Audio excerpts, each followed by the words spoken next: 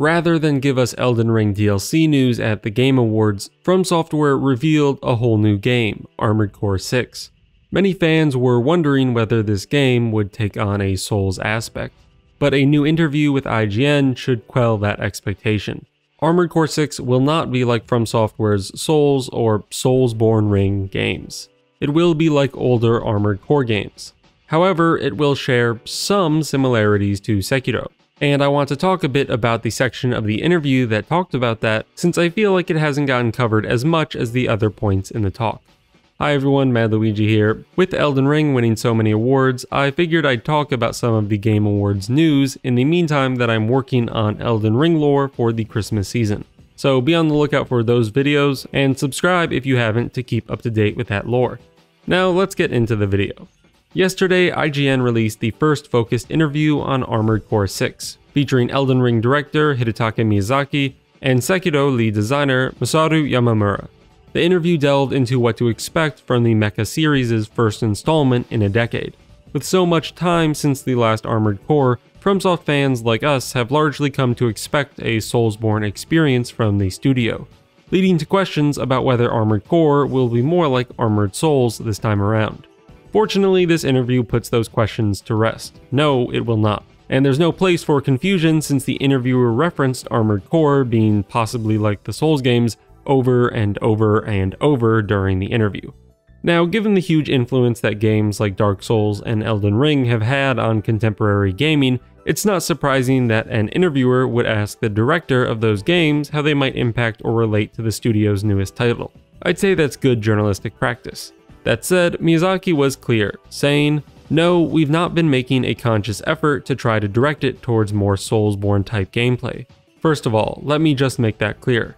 And he went on to say that while there may be some shared aspects between the recent games and Armored Core 6, those elements are more characteristic of FromSoftware than they are specifically of the Souls games.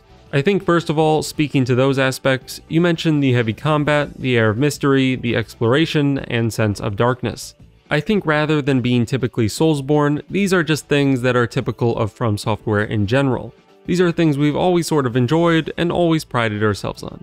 So we can let that fan theory be put to rest. However, I do want to touch on some other things said in the interview by Yamamura, who did make a slight comparison to Sekiro. When asked about what lessons he learned from Sekiro and would be applying to AC6, Yamamura said this: "There are no elements directly referring to Sekiro, but I feel both titles share the same essence of battle, such as aggressive speed change and action-oriented fighting.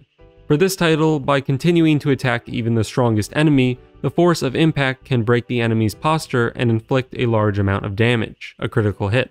This is the starting point for the slow and fast speed change of the battle, and when combined with long-range firefighting and close-range melee combat, the enemy and his machine engage each other violently, creating a more aggressive and dynamic battle that only mechas can engage in."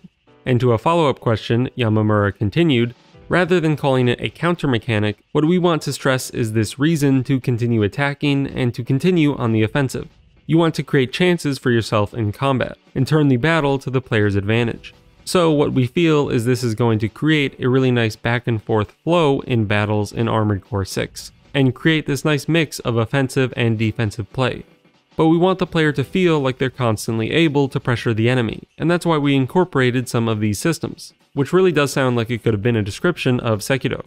I felt like these quotes highlight what should be a really big takeaway from the interview and what to expect from AC6. And to be fair, I say this as someone who hasn't yet played any of the previous Armored Core games, so I can't really give independent insight into the gameplay, storytelling, or lore aspect of the series and how they may function in this newest installment.